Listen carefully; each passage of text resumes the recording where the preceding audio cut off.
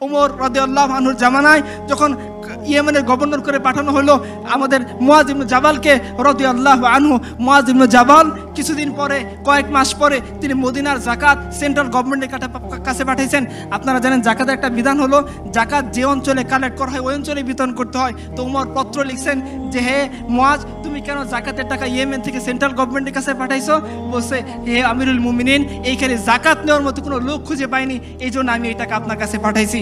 আপনার উমর ইবনে আব্দুল আজিজ রহমতুল্লাহি আল্লাহর কথা জানেন, বিদায় বা নিহায়াতে লেখা হয়েছে উমর ইবনে আব্দুল আজিজ এমন জীবন ব্যবস্থা কায়েম করছিলেন, যেদিন তিনি মারা যান সেই দিন একজন বুজুর্গ দেখতেছিলেন যে সিংহ একজন বকরিকে আক্রমণ করছে, তখন উনি বলতেছিলেন যে হ্যাঁ উমর ইবনে আব্দুল আজিজ মারা গেছে, কারণ উমর ইবনে আব্দুল আজিজ মারা গেছে বলতে এই সিংহ এই অন্যায়ভাবে এই বকরির উপর আক্রমণ করছে। আপনারা জানেন না এই হিস্ট্রিগুলোর কথা? যখন ইসলাম কায়েম হয়ে গেছে, যে সমস্ত মানুষদেরকে মুসলমানদের অলিউল আমররা নেতা বানাইছে তাদের হিস্ট্রি আপনারা জানেন না? মিলিয়ে দেখেন আমাদের সমাজের এই ডাকাতগুলোর সাথে, মিলিয়ে দেখেন তাদের জীবনের সাথে, আপনারা কি খুঁজে পাবেন? সাঈদ ইবনে আমের আল জুমাহি রাদিয়াল্লাহু আনহু তার বিরুদ্ধে 4টা অভিযোগ দিছে। বলছে হে আমিরুল মুমিনিন ওমর, আপনার নিয়োজিত এই গভর্নর সে আমাদের সাথে দিনের একটা লম্বা সময় সকাল থেকে কথা বলে না, সে মাসের একটা দিন বাইরে বের হয় না, মাঝে মধ্যে সে অজ্ঞান হয়ে যায়, এবং তার বিরুদ্ধে আর একটা অভিযোগ হলো কি যে সে রাতের বেলা জনগণের কথা শুনতে চায় না। উমর সাঈদ ইবনে আমের আল জুমাহিকে চিঠি লিখছেন যে আসো তোমার বিচার হবে, জনগণ তোমার বিরুদ্ধে অভিযোগ দিছে। উমর ফজরের সময় মসজিদ নববীতে বসে আছেন, সাঈদ ইবনে আমের আল জুমাহি তার যে পুতলা ছিল সেই পুতলাটাকে কাঁধের উপর বেঁধে তিনি মসজিদে নববীর মিম্বর দরজা দিয়ে ঢুকতেছেন।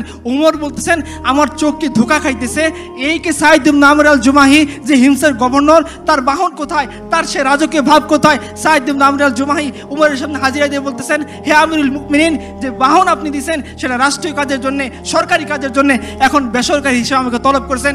আমি সাঈদ ইবনে আমের আল জুমাহি হিমস থেকে হেঁটে আপনার কাছে বিচার আদালতের সামনে দাঁড়ানোর জন্য আসছি। পুটলা কেন নিয়ে আসতো?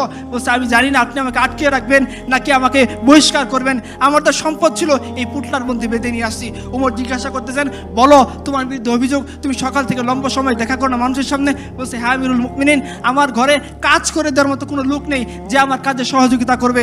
সকাল থেকে ফজরের পরে ইশরাক করার পর কিছু সময় আমি সারাদিনের রান্না বান্না যা আছে সব কিছু নিজে করি, এরপরে বের হই, এই জন্য তারা আমাকে দেখার জন্য সময় মিলাইতে পারে না। বলছে মাসে যে একদিন লেট করে আসো, জুমার জন্য লেট হয়। বলছে হ্যাঁ আমিরুল মুমিনিন, আমার একটা মাত্র কাপড়, এই কাপড়কে মাসের একটা দিন আমি ধুই, যেদিন ধুই শুকাইতে দেরি হয়, এই জন্য বের হইতে দেরি হয়। বলছে রাতের বেলা কেন মানুষকে সাক্ষাৎ দিতে চাও না? বলছে হে আমিরুল মুমিনিন, দিনের বেলা আপনার যে দায়িত্ব সেটা আমি পালন করি, আর রাতটুকু আমি আমার রবকে দেই। বলছে হে তুমি যে মাঝে মাঝে অজ্ঞান হয়ে যাও, তোমার কি মৃগের রোগী আছে? বলছে না না না, আমার মৃগের রোগ নাই। আমার চোখের সামনে একজন সাহাবীকে মক্কার মুশরিকটা ধরে টুকরা টুকরা করছিল, আর সে মরার সময় বলতেছিল ওয়ালাস্তু উবালি হিনা ওয়াকতালু মুসলিমান আলা আইয়ি জানবিন কানা লিল্লাহি মাসরাই ওয়া যালিকা ফি যাতিল্লাহি ইয়াশা ইউবারিক আলা সালি শিলবিন মুমাজ্জাই। আমার চোখের সামনে তাকে টুকরো টুকরা করা হয়েছে, তাকে শরীরের উপর চড়ে দেওয়া হয়েছে, কিন্তু আমি কিছু করতে পারিনি। যখন এই দৃশ্য আমার মনে আসে আমি বেহুশ হয়ে যাই। এই হচ্ছে আমার অবজেকশন।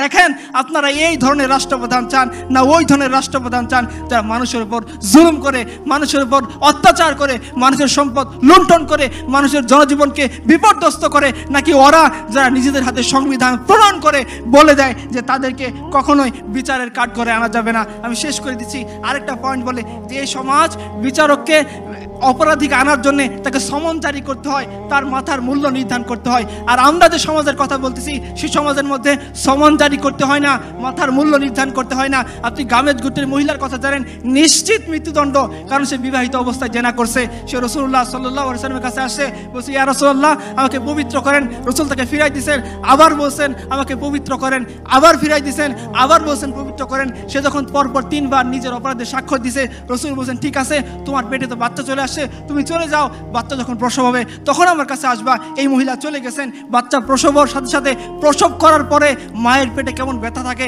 এটা মা ছাড়া কেউ বুঝবে না।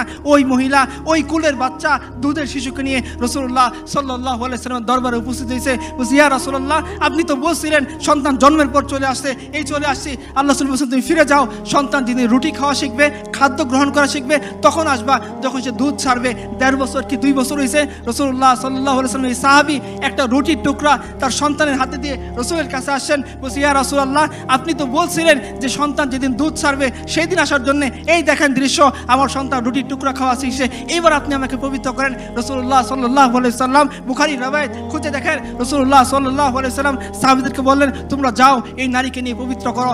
নারীকে যখন পাথর মেরে নিক্ষেপ করে হত্যা করা হচ্ছিল, তার উপর শারীরিক শাস্তি প্রয়োগ করা হচ্ছিল, রক্তের টুকরা ছুটে এসে খালিদ ইবনে ওয়ালিদের শরীরে লাগলো। খালিদ বলেন ছি ছি ছি, কি একটা ব্যভিচারী মহিলার রক্ত।